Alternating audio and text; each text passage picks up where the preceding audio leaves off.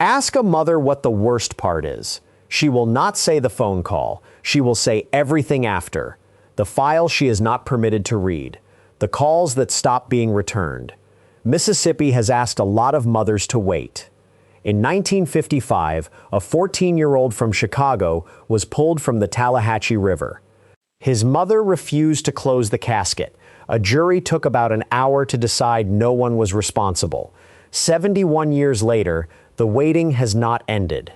Last September, football players on a morning run found 21-year-old Trey Reed at the center of the Delta State campus, 50 miles from that river.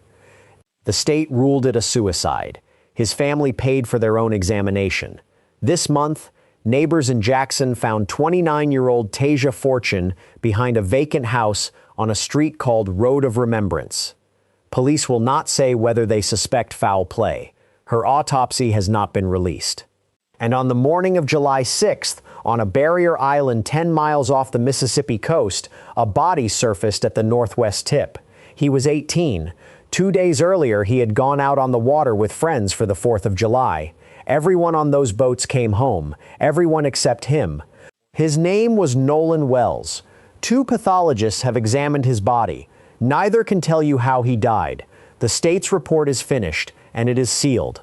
No one has been arrested. No one has been cleared. More than a month later, his mother still does not know what happened to her child.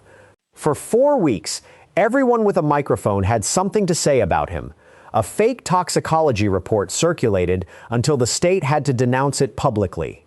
AI-generated videos of his family spread until his mother began flagging them herself.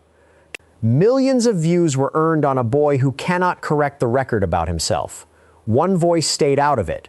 Umar Johnson said nothing for a month. This week he explained why. He had watched Ferguson, he had watched Baltimore. He did not want to be one more person arriving at a family's worst moment with a camera. Then he spoke for over an hour. What he delivered was not a eulogy. It was a list. Questions about the boats, about a phone that did not stay with its owner, about a distress call placed in the window Nolan Wells was last seen alive, about tissue that never reached a second examination table. Some of it holds up against the record. Some of it we could not confirm, and we will tell you which parts and why. No charges have been filed, and everyone named here is entitled to the presumption of innocence. But those questions were asked out loud, and nobody in Jackson County has answered them. Horn Island is not a destination. It is a strip of sand and pine 10 miles off the Mississippi coast, part of a federally protected seashore. No houses, no roads, no power. Nobody lives there and nobody can. You arrive by boat or you do not arrive, and when the boats leave, whoever is standing on that beach is alone with the Gulf. Before we go any further, I want us to watch the interview in Umar Johnson's own words. Watch it carefully, because your opinion of this case will change while it plays, and it should. He raises questions the Jackson County Sheriff's Department has not answered, and some of them are the sharpest questions anyone has put to this investigation. But listen to what he is asserting, and listen to what he is asking, because they are not the same thing, and the difference is the entire reason this video exists. When it ends, we go through every claim he makes, what the public record supports, what contradicts it, and what we could not confirm no matter how hard we looked. You will not get that anywhere else in this case, and after a fake toxicology report reached 1 million people, you should not accept anything less. Here is Dr. Umar Johnson. There's so much I want to talk to you about, though, man. There's so much to get into that I want to get your take on. Nolan Wells, how you feel about that situation? Yes, sir. Yes, sir. Nolan Wells. You know, when the case first broke, Art, I just kind of sat back because I knew the YouTubian struggle streamers were going to run with it. I knew the white liberals on YouTube were going to run with it. I knew the white racists on YouTube were going to run with it. And everybody in between. It hurts my heart for Sister Christine, Nolan's mother, to have to see so many people using her son's name and crisis and tragedy for clickbait. And that's one of the biggest reasons, Art, I kind of stood back. It almost reminded me of the Freddie Gray police unaliving in Baltimore back during the Barack Obama era. When Freddie Gray lost his life to those police in Baltimore, everybody rushed to Baltimore. They did the same thing with Michael Brown in Ferguson, not because they necessarily cared about the tragedy, but because they wanted to benefit personally from it. And so I stayed away from Ferguson. I stayed away from Baltimore, and I stayed away from the Nolan Wells situation for a while because I didn't want to look like so many other people who just jumped in to have something to say, to use that young man's loss of life for clickbait and views. Now that it's been over a month since he lost his life, I think it's okay for me to speak now. Now let's take a closer look at this, Art. According to what I'm seeing, what I'm hearing, and what I've read, Nolan, Warren, Wyatt, and Trayston left for Horn Island the morning of July 4th. According to Warren's own words that he offered during an interview with Officer B.T. Coon, that's Coon as in C-U-N-E, Coon as in K-H-E-W-N, Coon as in K-U-H-N, Coon as in C-O-N-N. So Warren did a sit down with Officer B.T. Coon. And as we all know, B.T.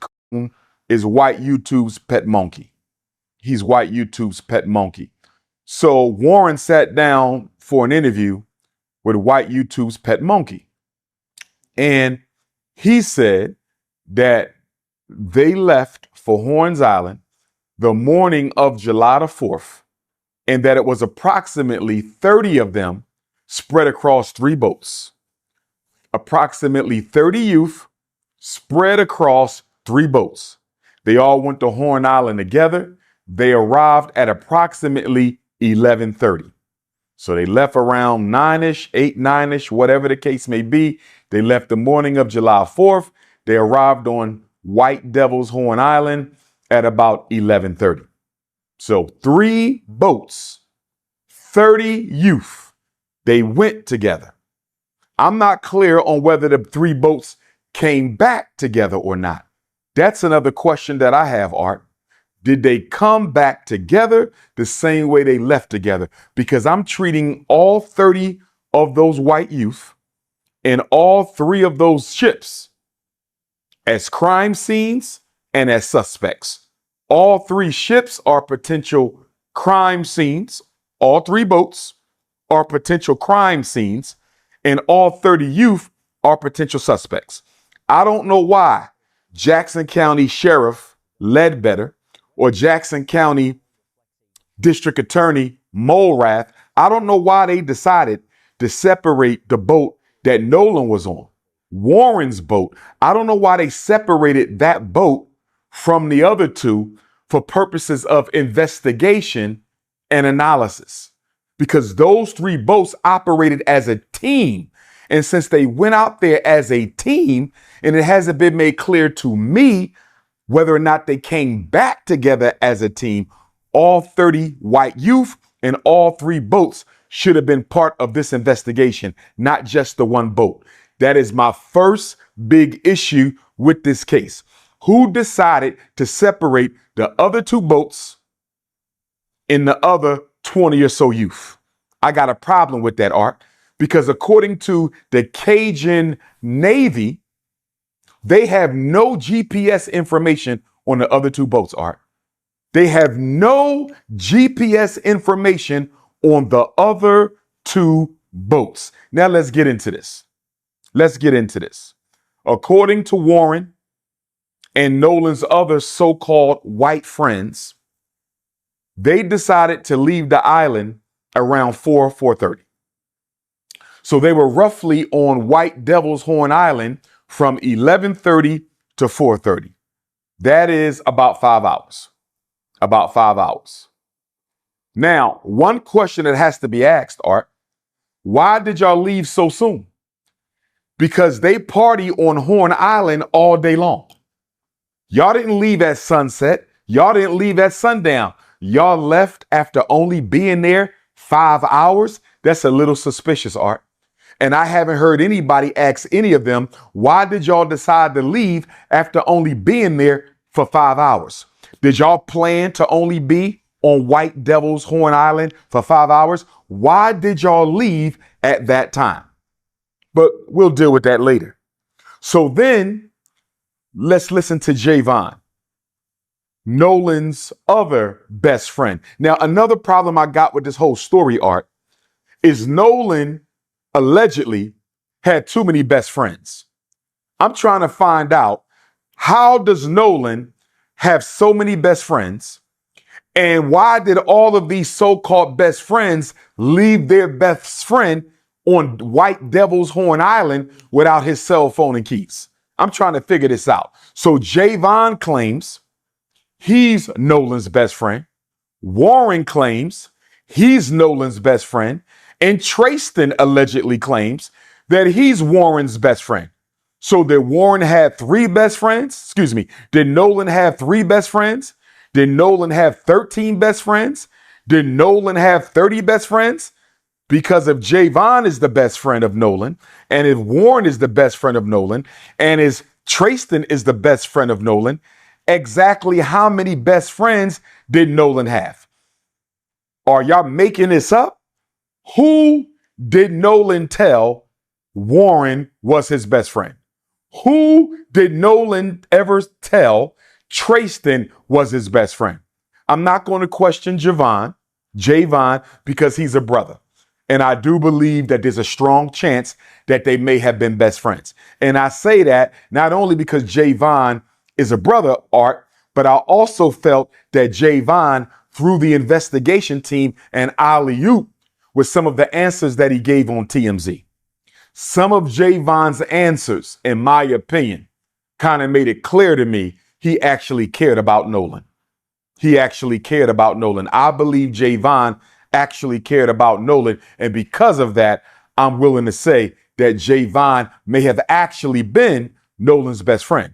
I wish somebody would have asked Jayvon, Art, to your knowledge, has Nolan ever called Warren his best friend? Has Nolan ever called Trayston his best friend?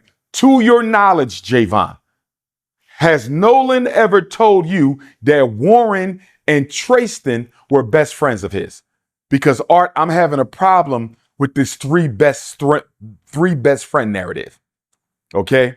I used to be 18 years old. You might have one best friend. You may have two. Don't get me wrong. If you all hang in a pack, you could have three best friends. But according to Jayvon's own words, Art, he didn't really hang around with them other guys too much.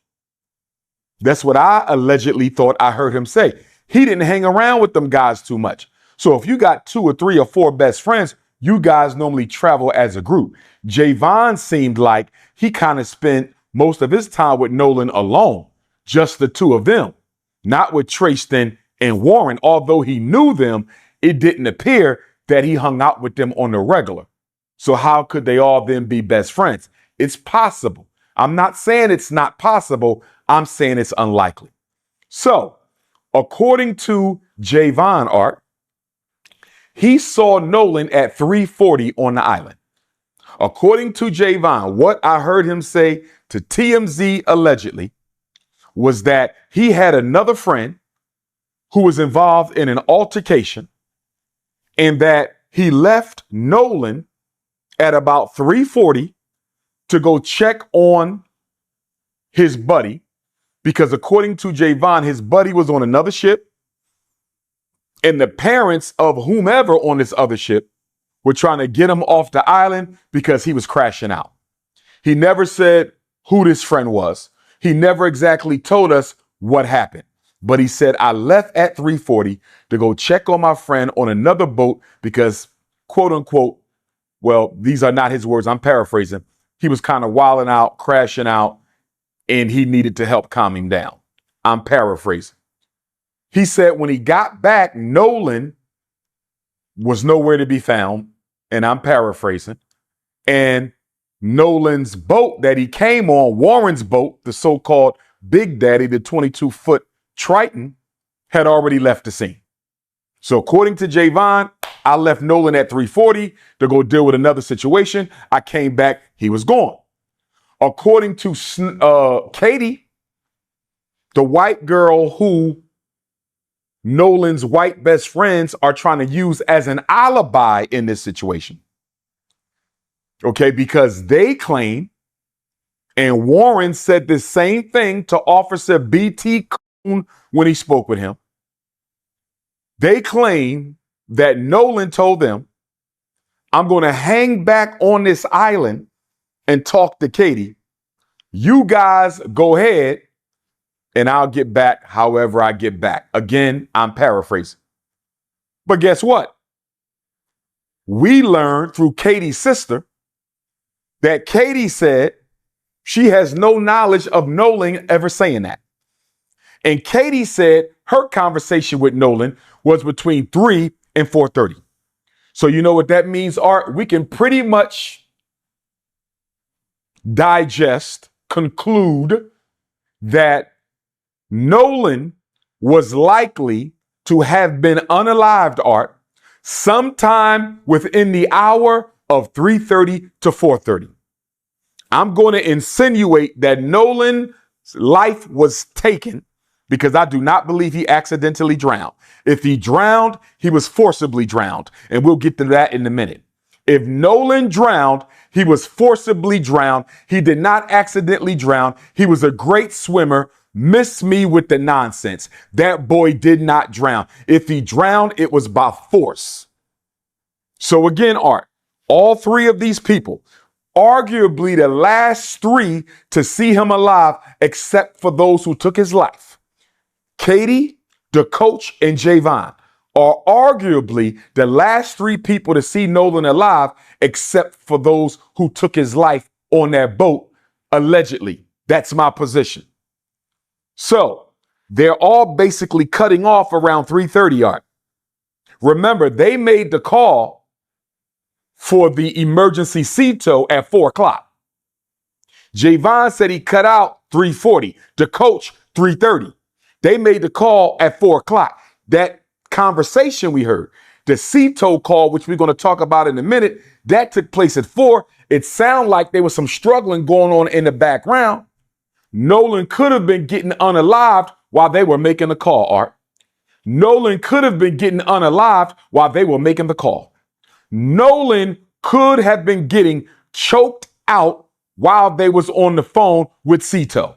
So again, Art, my position is Nolan lost his life somewhere within the hour of 3:30 to 4:30. Now, before we go any further, Art, I need Ben Crump investigation team and Sheriff Ledbetter's investigation team to have a conversation with Jayvon, because according to Jayvon's statements on TMZ, the police never spoke to him. And I have serious concerns with the manner in which this investigation has been carried out so far, Art. I have very serious concerns with the manner in which this investigation has been carried out so far. So anyway, Jayvon said police never spoke with him. Why? We need a conversation with Jayvon, not because I think he's a suspect. I believe Jayvon is innocent, but we need to find out what he knows. That's number one. We also need a conversation, Art, with the coach. Who is this coach that Sister Christine said contacted her and told her he had a conversation with Nolan on the island between 2:30 and 3:30? We need to find out what he knows. And according to Katie's sister, she is already cooperating with the authorities. But here's why those three got to be spoken to, Art. Not only so we find out what they know, Art, but did they see each other during their conversation with Nolan? Because Jayvon, if you was talking to Nolan and left him at 3:40, and if Katie was talking to Nolan sometime between 3 and 4:30, and if the coach was talking to Nolan between 3:30 and 4:30, Art, at least two of you should have ran into each other. Did the coach see Jayvon? Did Jayvon see the coach? Did the coach see Katie? Did Katie see the coach? Did Katie see Jayvon? Did the coach see Katie? Art, If all three of them are saying they saw Nolan for the last time, roughly within the same hour and a half, Art, did y'all run into each other? Let me tell you why I'm asking this question, Art. And I'm not throwing no shade at my brother Jayvon. I like Jayvon. I'm not throwing no shade at Miss Katie McCormick. I don't know her. I'm not throwing no shade at the coach, Art. But the reason I need to know why all y'all put y'all time within the same frame and you may have not possibly seen one another, Art, are you guys keeping yourself out of the window of witnessing this crime by saying you didn't see him after 3:30? I want you to follow what I'm saying here, Art. It's kind of interesting that they all saw him last at 3:30, not after 3:30. Jayvon 3:40, roughly 3:30. My point is, Art, for all three of them to have the same exact time, if they did not see each other at all during these conversations with Nolan, are they pushing up the window of time during which they saw Nolan so they cannot be included in this investigation as a witness to a crime? In other words, Art, I don't think Jayvon had nothing to do with it. I know he didn't. But is he saying he saw Nolan a little earlier than he saw him so he can't be pulled into the investigation? I don't think Katie had nothing to do with the crime, but is Katie putting her conversation with Nolan a little earlier than it actually took place to make sure she can't be dragged into the investigation as a witness to a crime? Is it possible that the coach is putting his conversation with Nolan earlier than what it was, Art, to make sure he cannot get dragged into the investigation? I don't think they had anything to do with it. But they could have been a witness to a homicide, Art. They could have been witness to a homicide. If they did not see each other, if none of those three people, the coach, Jayvon, and Katie, if they did not see each other at all talking to Nolan, if none of them saw each other talking to Nolan, at least two of them are lying about the time they last saw Nolan. Are you following me, Art? All I'm saying is I have my suspicions as to whether or not this convenient 3:30 cutoff window, I have my suspicions that this convenient 3:30 cutoff window may have not actually been the time they saw Nolan. They may have saw Nolan closer to the time he lost his life. Now stay with me, Art. I want to back up for a minute. And I want to say this to Brother Elmore, Nolan's stepfather. And I want to say this to Coach Tracy, who I believe was one of Nolan's coaches. Brother Elmore, the stepfather, and Coach Tracy, the coach, both said on national television, Art, that they don't think race played a role in this at all. Elmore, Tracy, two dark-skinned black men in Mississippi, and both of them said on national television, I don't think race had anything to do with this case. I am disappointed in Brother Elmore. I am disappointed in Coach Tracy.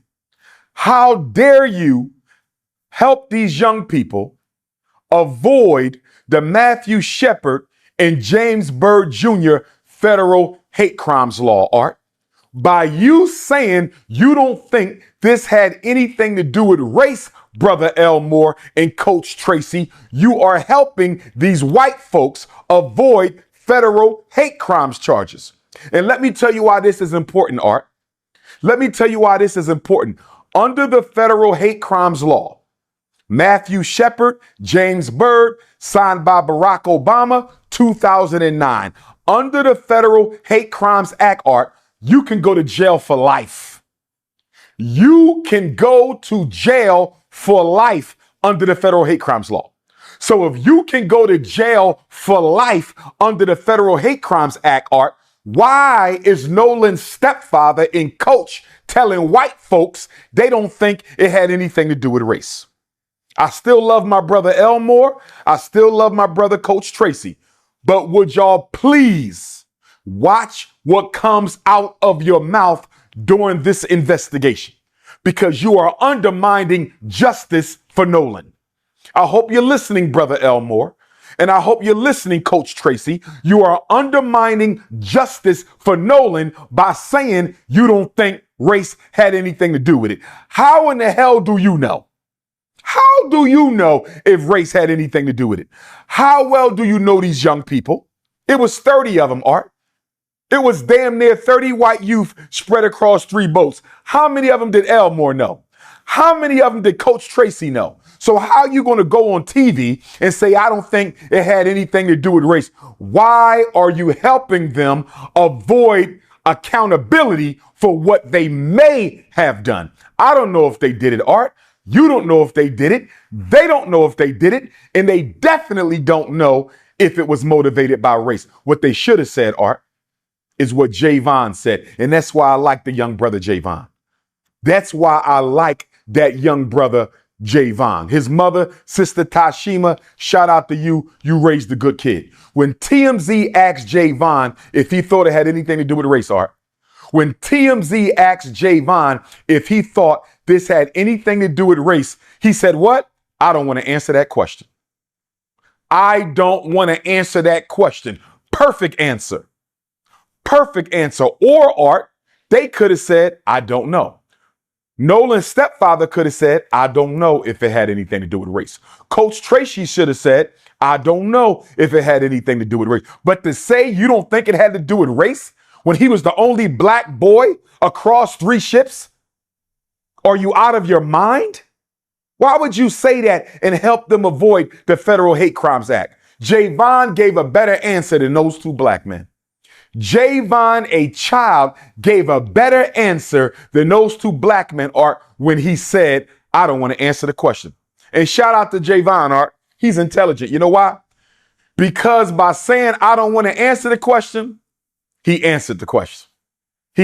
Of course, race has something to do with it. This is the United States of America. Race has something to do with everything involving black people. The country was built on the backs of black people. It's maintained on black people. We are disproportionately represented in the criminal justice system, overrepresented in the unemployment line, under the poverty line. Of course, everything in this country has to do with race. And I'm disappointed in us, Art, that we are so afraid to call racism what it is, that we literally got people asking us, when a white person takes the life of a black person, do you think it had anything to do with race? When a police officer takes the life or shoots a black person, do you think it had anything to do? What kind of idiotic gaslighting question is this, Art?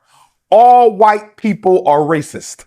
All white people are racist. So we can stop asking if it had anything to do with race. If it's black and it's white, it has something to do with race because all white people are racist. That's just how it is. Now let's get back to this.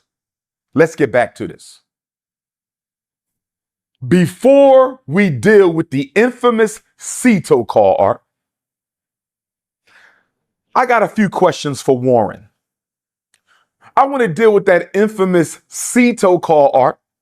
And I want to deal with Sister Tashima and Sister Christine's visit to Warren's home to get Nolan's cell phone. I want to deal with them 2 in a minute. But before I go there, I got a couple questions for Warren and his white friends. Nolan's best friend, and Warren even called Nolan his brother, Art. He even called him his brother. He said they spent the night together before they went out to White Devil's Horn Island, Art. The night before, July 3rd, they stayed in the same home. How do you stay in the same home with somebody, Art, and leave them on an island? How do you sleep in the same house with somebody July 3rd and then leave them on an island July 4th? But I got a few questions for Warren. No disrespect. I'm not saying he's innocent. I'm not saying he's guilty, but I got a few questions for you, Warren. Since you could sit down and interview with Officer BT I need you to sit down and interview with Dr. Umar Tunde. So you can sit down and interview with Officer BT. I want you to sit down and interview with Dr. Umar Tunde. My first question to Warren, you said that Nolan is a best friend of yours, that he's like a brother. I have a question. If Nolan is your brother and best friend, why did you leave him on that island, especially when you all were drinking? Because somebody put a report out there, Art, that Nolan had been drinking heavily and was intoxicated. Of course, that allegation was dismissed because the coach who contacted Sister Christine confirmed that he spoke to Nolan between 2:30 and 3:30 and Nolan was not intoxicated. So they lied to protect their friends because white people are always on code, Art. Not a single white person on that island dropped a dime yet. Not one of them. So anyway, Art, they tried to blame it on him being drunk. So he was just a drunk black kid who walked into the water and drowned. That's the narrative they wanted us to swallow.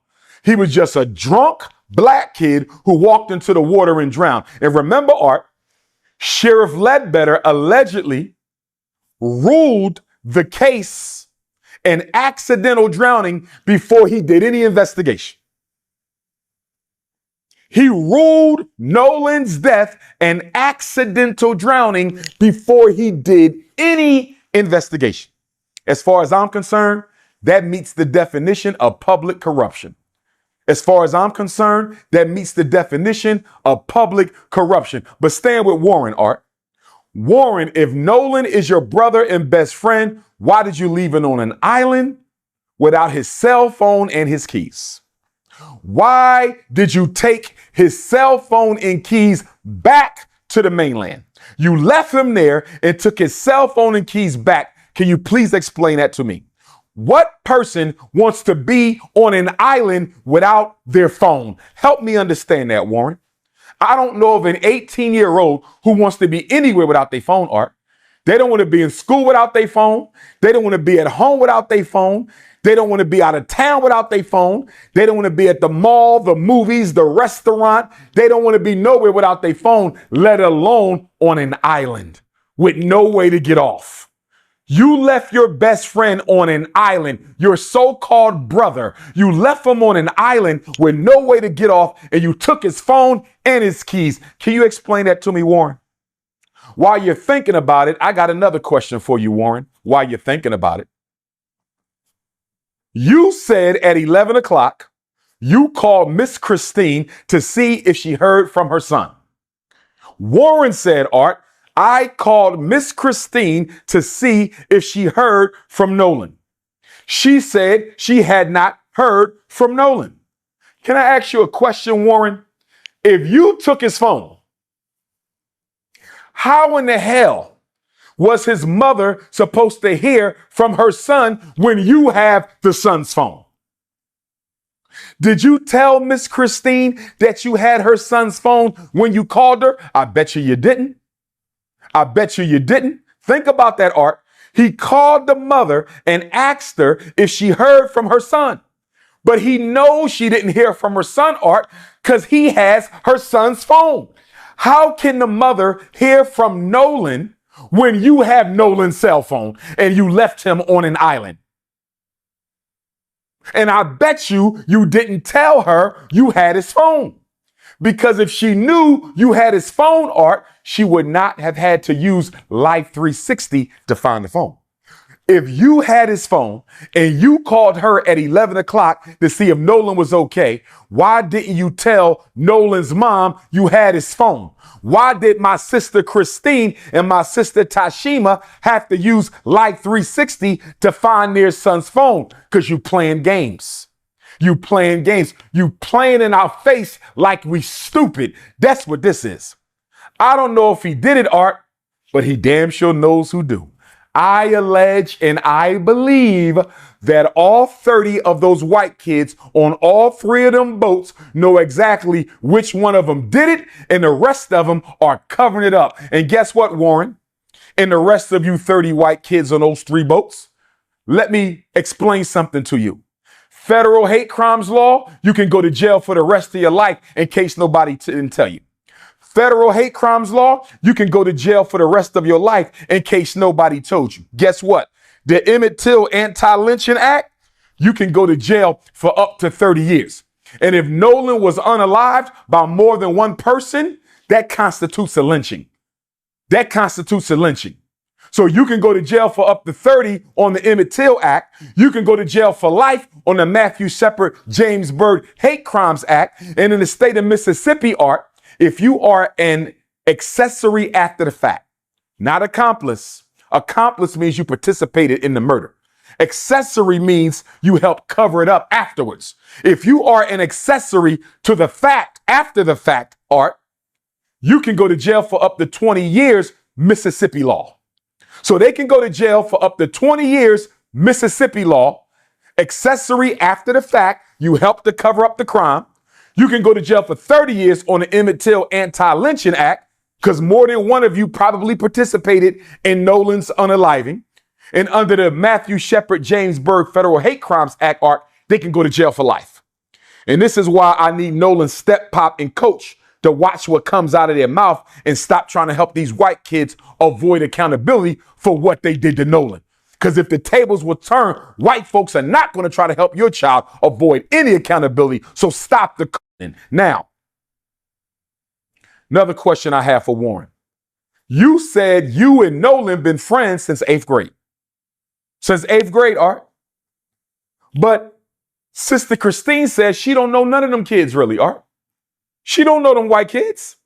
So help me understand how you are Nolan's best friend, friends since 8th grade. You called him your brother. Y'all spent the night together July the 3rd, the morning before y'all went to White Devil's Horn Island. And his mother don't even know who you are. And you said out your own mouth that y'all never hung out at Nolan's house. So how are y'all best friends? I had best friends growing up, Art. My mother knew who they were. Who has a best friend that they mom don't know about? Help me understand that. A best friend and the mom don't know him, it sounds suspicious. Why didn't you tell Miss Christine you had her son's cell phone when you called and asked if she heard from him? Art, as far as I'm concerned, there's probable cause he has something to do with this. Art, I'm holding her son's cell phone. I left him on the island. I took his keys and phone. And I'm on the phone with the mom. I got his phone, but I'm calling his mother at 11 o'clock. Have you heard from your son? And I'm holding her son's cell phone and I don't even tell her. Art, this ain't making no sense. This ain't making no sense. And I want to know from Sheriff John Ledbetter, Art, Jackson County Sheriff, you don't have probable cause just off of that alone. Somebody calls somebody's mom asking if she heard from him while they have their phone and left him stranded on the island. And if you care so much about Nolan, Art, if he cares so much about Nolan, the so-called white best friend, Art, why did you wait till 11 o'clock? Y'all left the island 4:30. Y'all left the island 4:30. If you care so much about Nolan, why are you not calling his mother until 11 o'clock? It's pitch black outside at 11 o'clock, Art. It's pitch black. It's almost midnight, and you wait till 11 o'clock to call his mom and ask her if she heard from her son, but he's supposed to be your brother and best friend. Listen here, Warren. I was born at night, but I wasn't born last night. I was born at night, but I wasn't born last night. And then I have a question for his dad, too, Art. I don't know if you know this, but his dad has started an online fundraising platform for Warren and two of his friends. I think they raised $160,000 so far. $160,000. Nobody has been arrested. Nobody has received a warrant. Nobody has been indicted. Nobody has been charged. Art, if you are innocent, why are you raising money online? You ain't been charged with a crime at all. The state of Mississippi is doing everything they can to make sure y'all don't get charged with anything. So why are you raising money online? Why did y'all cancel your social media? Why are y'all lawyering up? They hired Donald Trump's lawyer, Art, One of Donald Trump's lawyers is now the three of their lawyers. If you innocent, what you need Donald Trump's lawyer for? If you're innocent, what you raising $160,000 for? It sounds like y'all getting ready to defend yourselves. That's what it sounds like to me. It sounds like y'all think the truth is going to get out really, really soon, and y'all want to be prepared for it. Again, Art, I'm not saying he did it, but I definitely believe he knows who do. Now, we're going to get to this call. But before we get to this call, Art, I'm going to ask the question of Benjamin Crump. Attorney Benjamin Crump. I met him twice, Art. I met Benjamin Crump the day before I graduated with my doctorate at an Urban League conference in New Orleans. I presented at a workshop at the Urban League conference in New Orleans. This is July of 2012. And I flew back to graduate and get my doctorate in clinical psychology. We had lunch. It's a few of us at the table. We had lunch. Okay. This is around the Trayvon era. And then I met Benjamin Crump again at HBCU Delaware State University about 3 or 4 years ago at the Black Farmers Conference that was put on by one of the black professors there. She invited me to keynote the luncheon, and she switched me out at the last minute for Attorney Benjamin Crump. I understand it was a black bourgeoisie event. I'm not a member of the black bourgeoisie. I got switched out. I understand. No harm, no foul. Ben Crump gave a good speech. But here's my question to Benjamin Crump and Al Sharpton. Art. How long are y'all going to wait around before y'all call a spade a spade? How long is Ben Crump and Al Sharpton going to wait around, Art, before they tell the world that they don't think this investigation is being done correctly? How long before Benjamin Crump and Al Sharpton demand that the FBI and Department of Justice take over this investigation? Art, it's been over a month and we know nothing. It's been over a month and we know nothing. Now, let me say this, Art. There's several circumstances through which you can demand the FBI come in and take over an investigation. One of them, Art, if there is a suspicion of public corruption or obstruction of justice.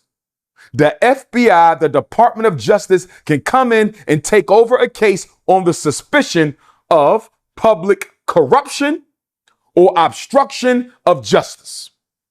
So you're going to say, Dr. Umar, what evidence do you have of that? First of all, they declared this an accidental drowning before they did any investigation. That's a cover-up. Not only that, Art, they never treated the boat like a crime scene. They never took a look at the other 2 boats. We have no information at all on the other 2 boats. Those 30 white kids should have had their cell phones confiscated, investigated. All their social media should have been investigated. Their homes should have been investigated. They should have all been interrogated. They should have been investigated to see if they or their parents had any connection to any of the white hate groups in the state of Mississippi. None of that was done. They gave the boat back to the owner, Art. They gave the boat back. The boat may have been a crime scene, and they gave it back.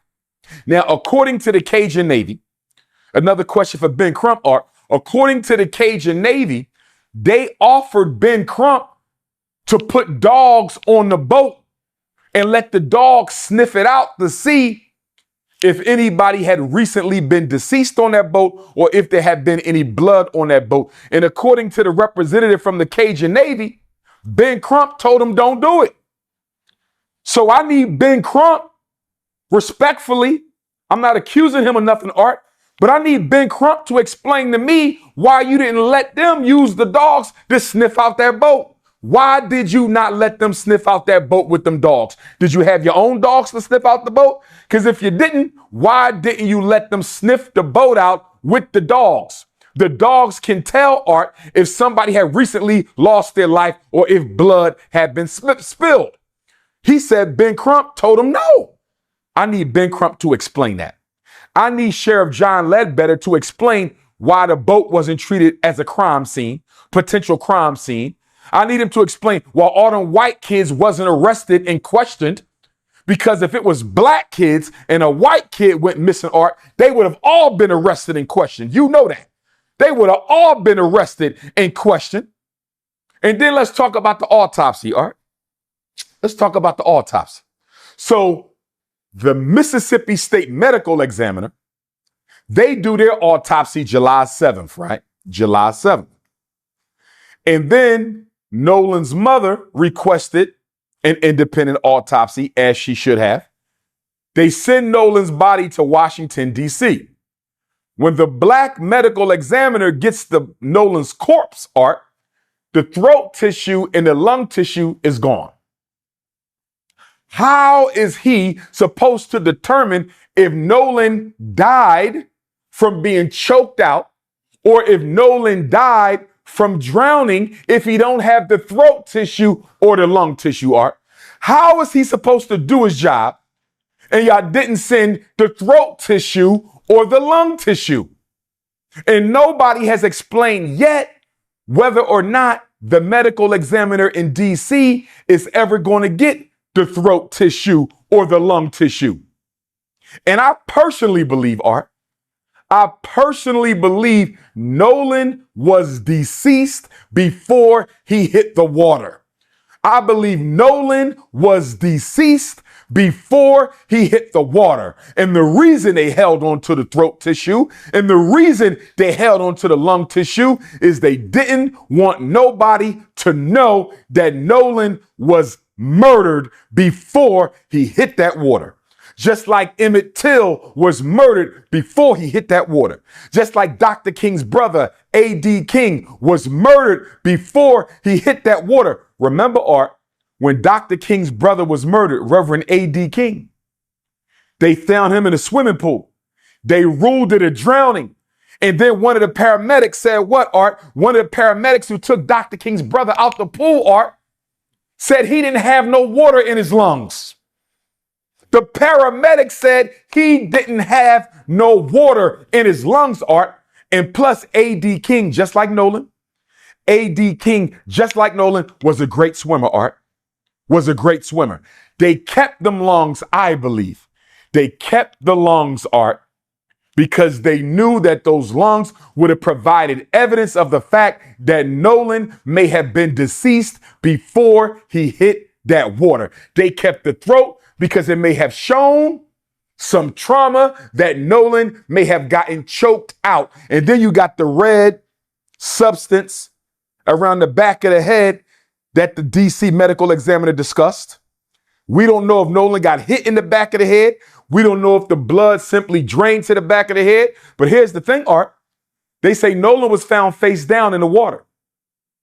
Nolan was found face down in the water, Art. Not only that, Nolan was transported face down to Washington, D.C.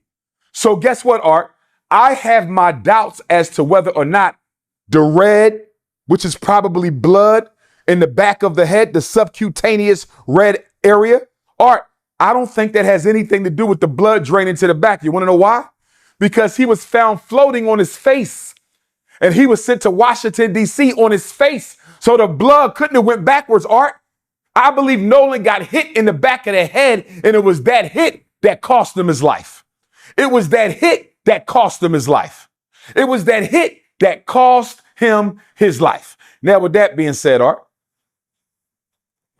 I want to go to Sister Tashima and Sister Christine going over to Warren's home, allegedly, to get Nolan's phone.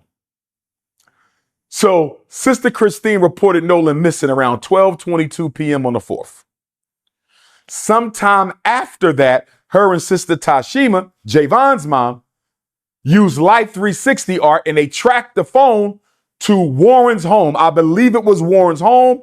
Don't hold me to that. I believe it was, no, I think it was one over the friend's home, lady friend's home. I think Warren said they were swimming at a lady friend's home. Whoever house it was one of them kids who was out there on White Devil Horns Island. So they tracked the phone to this house, Art. And Sister Tashima said when they opened up the door, the house was dark. You know why the house was dark, Art? They turned the lights off so they wouldn't recognize nobody's face. When they saw Nolan's mom is outside, this is what I believe happened. This is what I'm going to let. Nolan's mother and Jayvon's mother are outside. How did they know where we are? Turn the lights off because they are not going to leave until we open this door. They turned the lights off, Art, so they could hide. They didn't know that Nolan had Life 360 on that phone. They didn't know that Nolan had Life 360. Now, Sister Tashima said, Art, it took them 15 minutes to bring the phone. Art, she said it took them 15 minutes. You know why? Because they was deleting his Snapchat accounts. That's why, Art. It took them 15 minutes to bring the phone because they were deleting Nolan's Snapchat account. And they also needed to make sure they had their story straight in case Sister Christine and Sister Tashima had any more questions, Art. That's what was going on. But let me say this to Sister Christine and Sister Tashima. My beautiful African sisters, don't you ever again in your life go to a home at that time of night by yourself without no men. Brother Elmore should have been with y'all. You are in Mississippi. You don't know who would have been in that house. You don't know what type of racist rednecks could have came out there and attacked you guys, and y'all could have ended up missing just like Nolan. And once again, they would have said they never saw y'all. And once again, they would have said that they never saw y'all. So please don't do that again. I know you was looking for your son. I know you was helping your girlfriend look for her son. But don't y'all ever pull up at no white people's house you don't know after midnight. Don't you do that no more, ladies. Bring a couple alpha males with you. Bring Brother Elmore with you next time. But this is what I wish they would have done, Art. Let me tell you what I wish they would have done.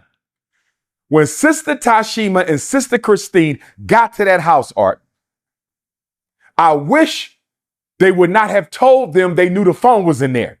Stay with me, Art.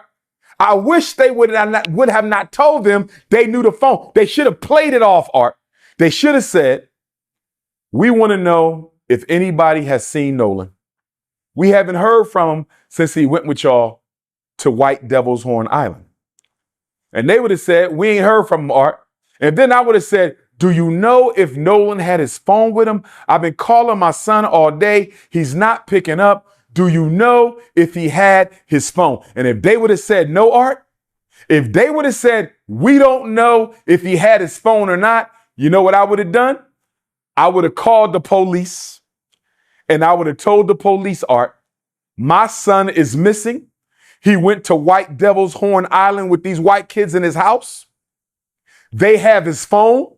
They don't know I know they have his phone. And they just lied to my face and told me that they don't know where the phone is and the phone is right in there with them. I believe that they are suspects in my son's disappearance and I want them all arrested. That's what I wish they would have done, Art.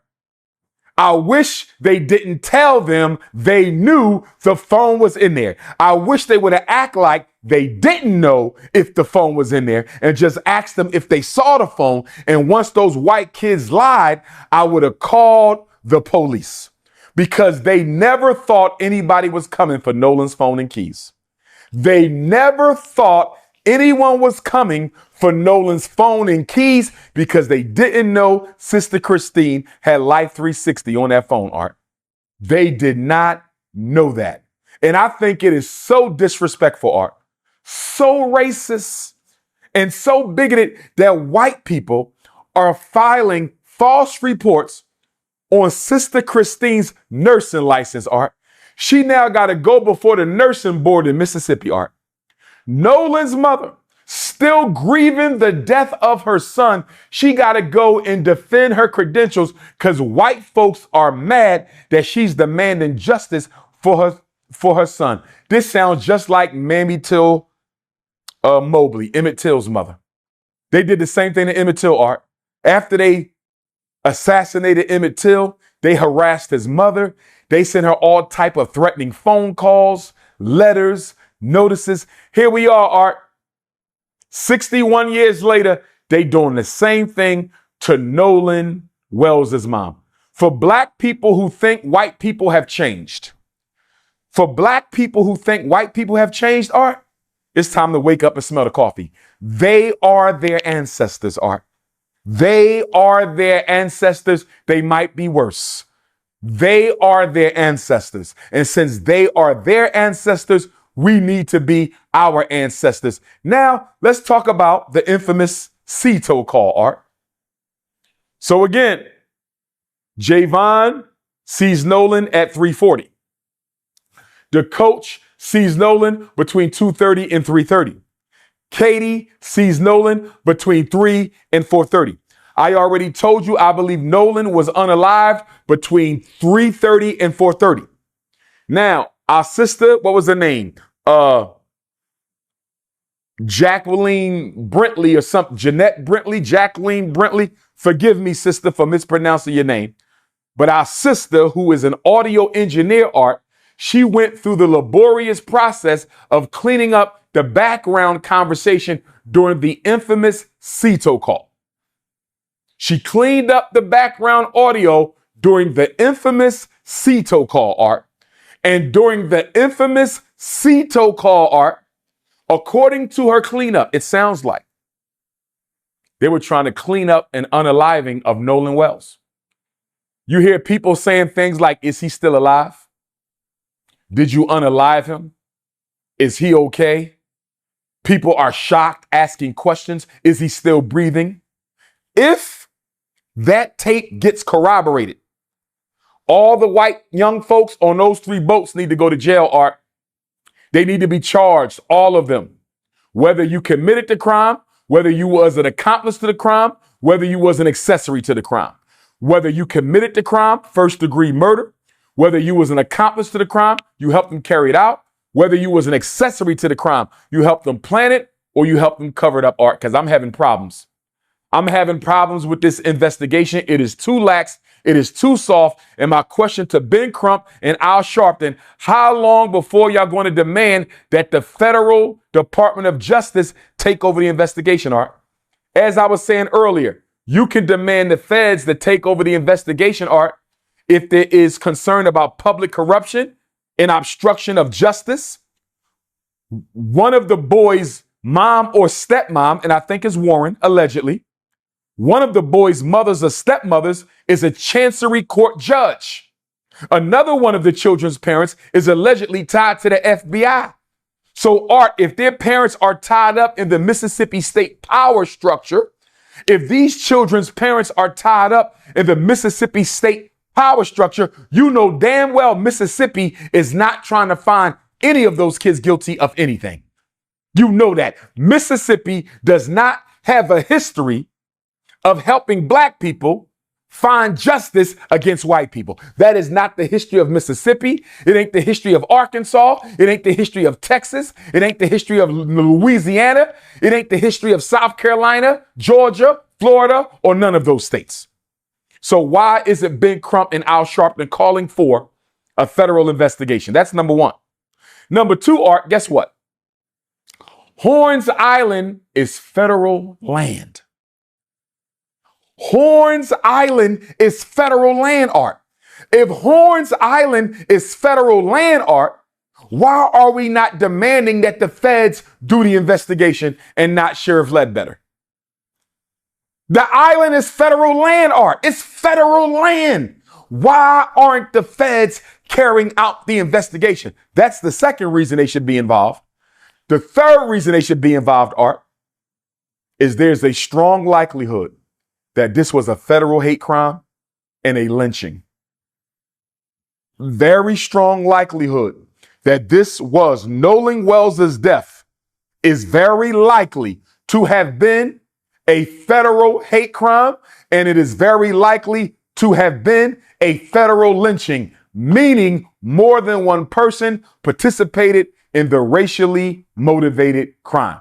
So I just gave you 3 reasons why the feds should be investigating this case and not the sheriff's office. Why is Ben Crump and Al Sharpton dragging their feet? Benjamin Crump, you need to have a street march. You need to bring all of the black militia groups to Mississippi, and we need to march on Mississippi. Your approach to this investigation is too humble. It is too docile. It is too meek. It is too soft. You are dealing with Mississippi, and you have not activated any street protests. Sister Christine and Brother Nolan are not going to get justice, Art. Sister Christine and Brother Nolan Wells are not going to get justice, Art, if Benjamin Crump doesn't activate a street activism campaign. It is time for Ben Crump and Al Sharpton to activate a street activism campaign. And let me say this, Art. Al Sharpton is about to have another march on Washington. For what? For what? He's going to commemorate the Dr. King 1963 March on Washington. He's been doing it almost every year. But Art, it's an empty symbol. Al Sharpton, listen to me, sir. You don't need to march on D.C. We don't need another empty, meaningless Democratic Party sponsored march in Washington, D.C. We need you to switch that march, Art. Al Sharpton, if he cares about justice for Black Mississippi, if Al Sharpton cares about justice for Black Mississippi, Art, he will switch the march from D.C. to Mississippi. Al Sharpton needs to switch the march from Washington, D.C. to Mississippi. And it should be 4 days, Art. It should be 4 days, Art. We should march in Senatobia, Mississippi one day for baby Cohen, who was shot and murdered by the police in the Walmart parking lot.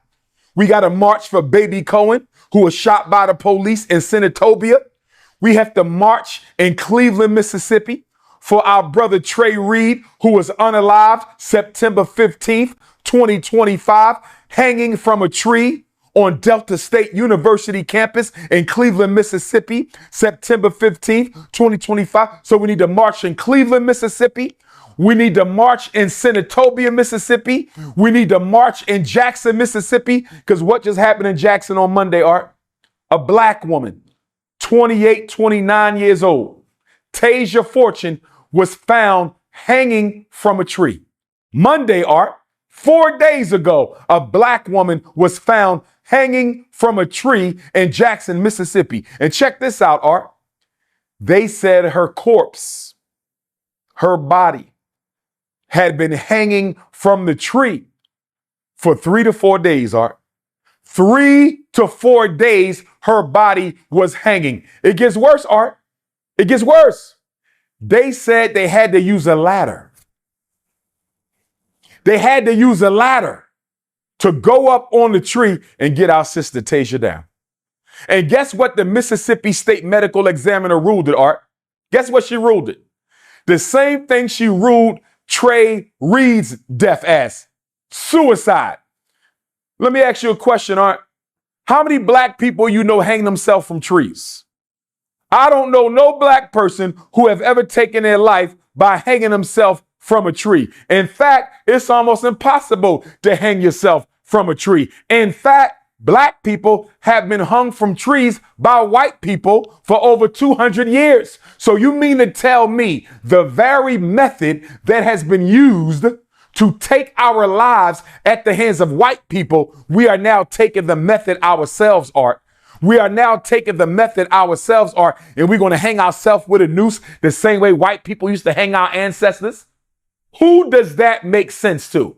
That don't make no damn sense. So now all of a sudden, when Black people want to take their life, we're going to go outside, get a noose, and hang ourselves suspended from a tree. That's nonsense.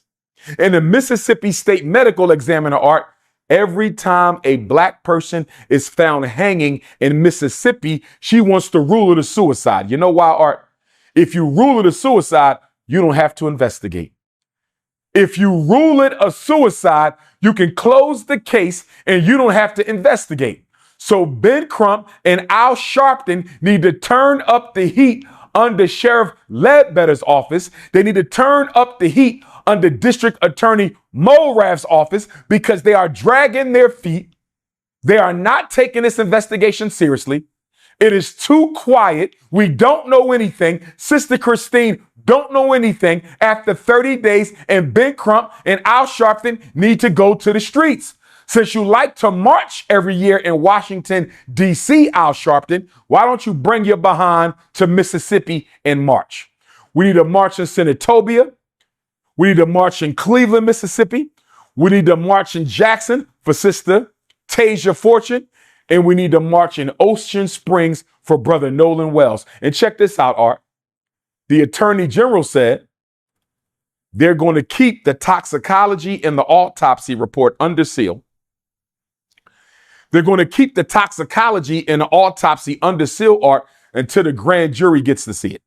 A grand jury is going to decide whether or not anybody is going to get charged with a crime, Art.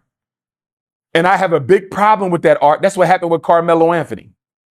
That's what happened with Carmelo Anthony. A grand jury proceeding is a relatively secret process, Art. You don't even know who's on the grand jury, Art.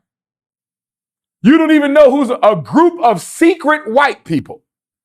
A group of secret white people are going to decide if any of those 30 white kids on those 3 boats should be charged with a crime in the death of Nolan Wells. And we won't even know who they are. And we won't even know how they came to their decision, Art. We won't even know who the grand jury is. And we won't even know how the grand jury came to their decision. What is Ben Crump ready to do? What is Al Sharpton ready to do if the grand jury returns no indictments on anybody at all for the death of Nolan Wells? Will Benjamin Crump be ready to march then, Art? Will Al Sharpton be ready to march in Mississippi then? If the grand jury says this was an accidental drowning, case is closed, no indictments, what is Ben Crump and Al Sharpton going to do? Because right now, and I respect them both, Art, but right now, the way this case is being handled, they are too docile, they are too meek, they are too humble, and they are too soft. We need some street action. We need some street protests. We need some street marches. We need to raise up the temperature in Mississippi, Art. That's what we need to do.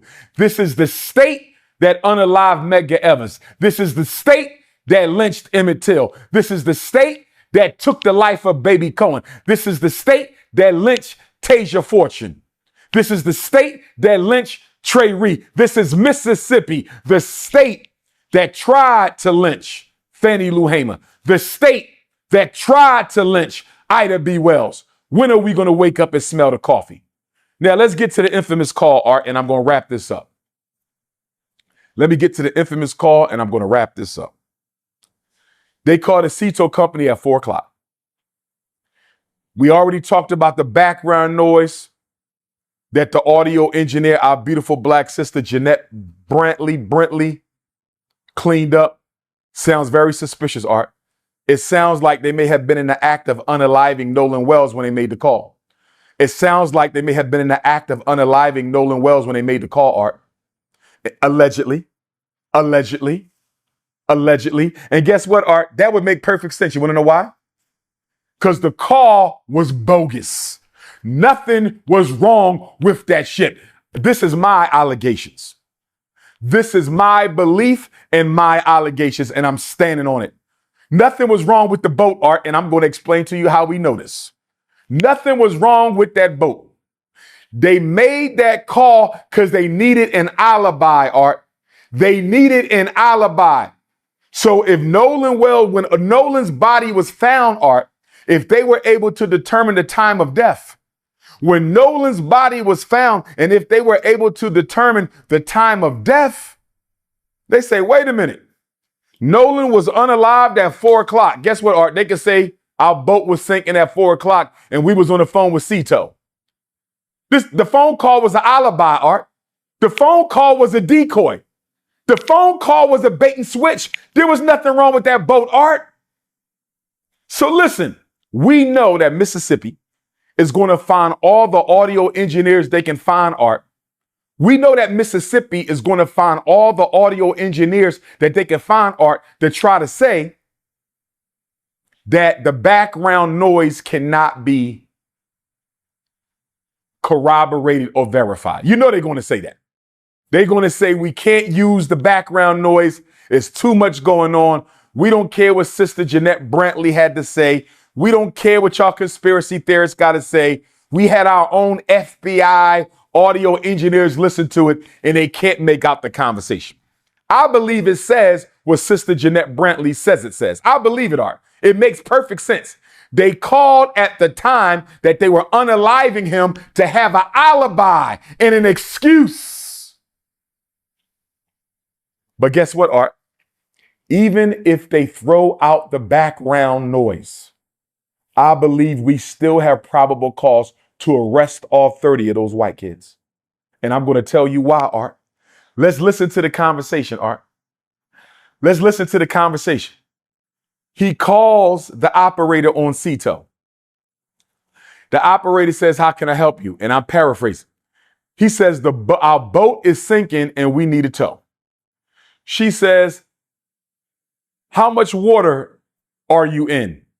He says, "We're in 17 feet of water." No. We in 31 feet of water. Art, there's a big difference between 17 and 31. There's a big difference between 17 and 31. Why don't you know if you are in roughly 17 feet of water? And why don't you know if you are in roughly 31 feet of water? You are on the boat all the time. This is what they do, Art. They boat all the time. They go to Horn Island all the time. Why don't you know if you're in 17 foot of water or 31 foot of water? 31 foot of water. But Art, it gets better than this, Art. It gets better. The CETO operator, Art, says, "Do you want me to call the Coast Guard? Do you want me to call the Coast Guard?" Guess what he said? "We don't need the Coast Guard." Art, if your boat is sinking, do you care who comes to rescue you? If your boat is sinking, if I'm sinking in 31 feet of water, you could call the Coast Guard, you could call the aliens, you could call the Snow Bunny boat, you could call whoever you want to call if my boat is sinking. He told the operator, "We don't need the Coast Guard." Who does that, Art? Who says we don't need the Coast Guard if we sinking? So she says, okay. She says, "How many adults are on the boat?" Pay attention to this, Art. We caught him in another lie. Listen to this. She says, "How many adults are on the boat?" He said, quote, "There are no adults on the boat." He lied, Art. Second lie. First lie, he said, Nolan said, "I'm staying behind to hang out with Katie. Y'all can leave me." Katie said Nolan told her, "I'm headed back to the boat because my friend's about to leave." That was lie number one. That was lie number one. You lied and said Nolan said he was going to stay behind with Katie. That was a lie. Lie number two, the CETO operator asked you, "How many adults are on the boat?" He said there are no adults on the boat, Art. Why did he lie? Why did he lie? She said, "How many people on the boat?" He said, "Everybody on the boat is under 21. Art, she said, "That was not my question." Art, she begged him to tell her how many people are on the boat. She said, "That's not my question. How many people are on the boat?" She said, "Is anybody breathing on the boat?" He said, "A lot of people breathing on the boat." She said, "Is there anybody living on the boat?" He said, "Yes, people are alive on the boat." Art, I would like to investigate her. She didn't do no crime. I want to know what made that operator say, "Is anybody breathing on the boat?" What made her say, "Is anybody alive on the boat," Art? What did she hear in the background? What did that operator hear in the background to make her ask him, "Is anybody breathing on the boat?" That don't sound like a regular question. And then she said, "Is anybody living on the boat?" It's almost like she could feel something was going on. I would love to know if those were standard questions, Art. I would love to know if those were standard questions or if she had a hunch that something fishy was going on. Now check this out, Art. She asked him a third or fourth time. He would not answer the question, Art. He would not answer the question. how many people are on the boat? Guess what he said, Art? Like 7. Like 7. Art, the boat only holds 8. They went out there that morning with 8. 7 Caucasians and Nolan. 7 Caucasians and Nolan. Art, they left with 7, right? When she said how many people on the boat, Art, why did he say like 7? Why didn't he say 7? It's only 7 people. Why couldn't he say 7? Why did he say like 7? You know why he said like 7, Art? Because he didn't know if Nolan was still alive or not. He didn't know if Nolan was still alive or not. So let me say like 7 in case he survives. Because Art, if you call me up and say, Dr. Umar, how many people at the basketball game? I can't count them all, Art. I'm going to say like 100. It's like 100.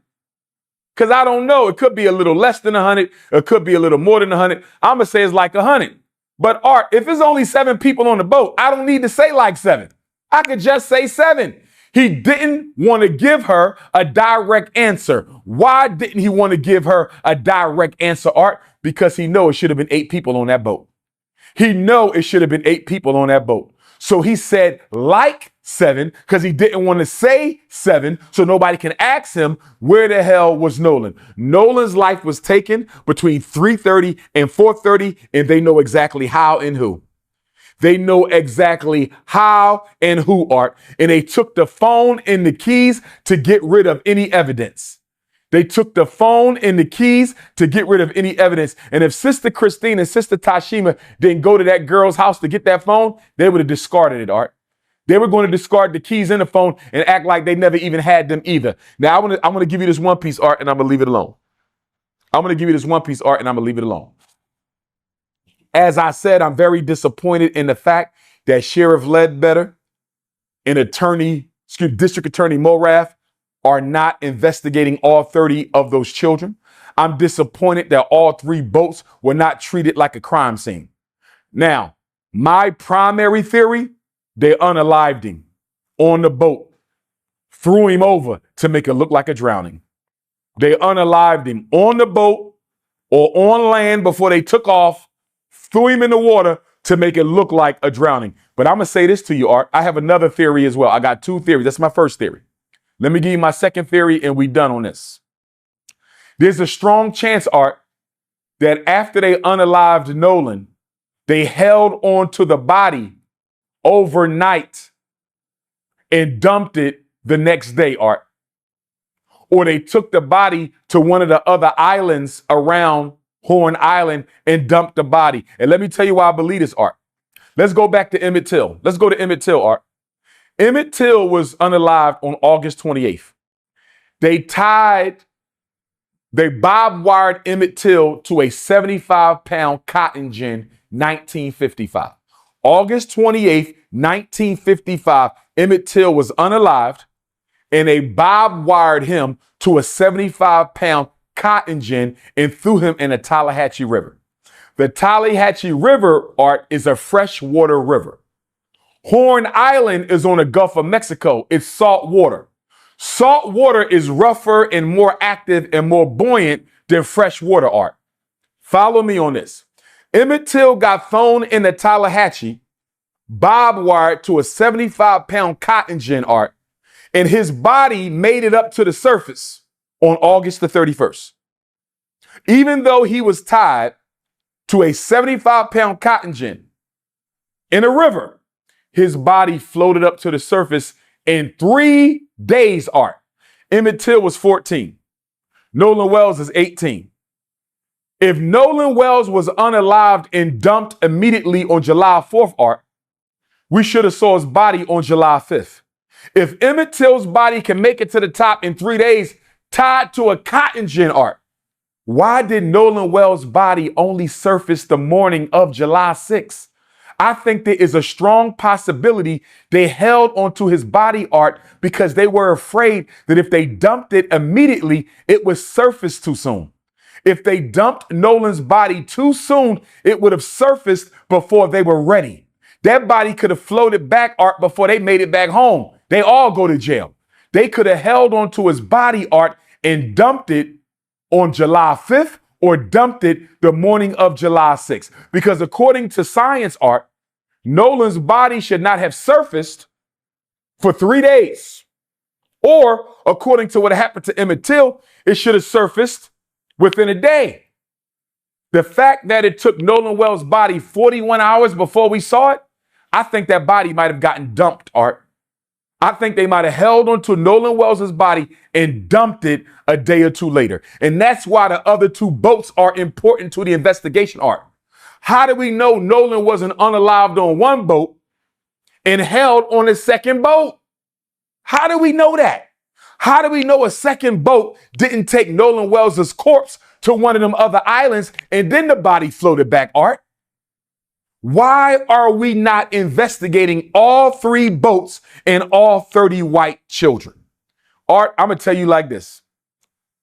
For that boy to not tell that Ceto operator how many people was on that boat, and she asked him 3 times, and the fact he lied and said there was no adults, and then he still didn't answer her question and said everybody under 21, and she had to repeatedly say that was not my question. Why are you unwilling to tell her it's only 7 people and not 8 people? Last thing I'm going to say, Art, shout out to Tyler Perry, Terrell Owens, Colin Kaepernick for helping to pay for the funerals, autopsy, as well as reward money for information leading to an arrest. But guess what, Art? That reward money needs to be more than $175,000. Mississippi is the poorest state in America. 1 in 4 people live in poverty. We need that reward money, Art, to go up to $1 million. I need LeBron James, Rihanna, Tiger Woods, Venus, Serena, Kanye. Get that reward money up to $1 million, Art. We need the reward money up to $1 million so those white folks will start talking. $175,000, Art, is not enough money. We need $1 million. Guess how they found the 3 civil rights workers in Philadelphia, Mississippi in 1964, Art? Remember the Ku Klux Klan murdered those 3 workers? Cheney, Goodman, and Swerner, Mississippi burning? Mississippi burning? Guess how they found out? An undercover FBI agent tipped off the FBI to where those 3 bodies were buried. Do the FBI have any undercover officers operating in this case? Does the state of Mississippi Bureau of Investigation have any undercover officers operating in this case? We need some undercover agents to weave into the lives of these young people and find out exactly what happened to Nolan Wells. And that's why Benjamin Crump and Al Sharpton need to demand a federal takeover of this investigation immediately.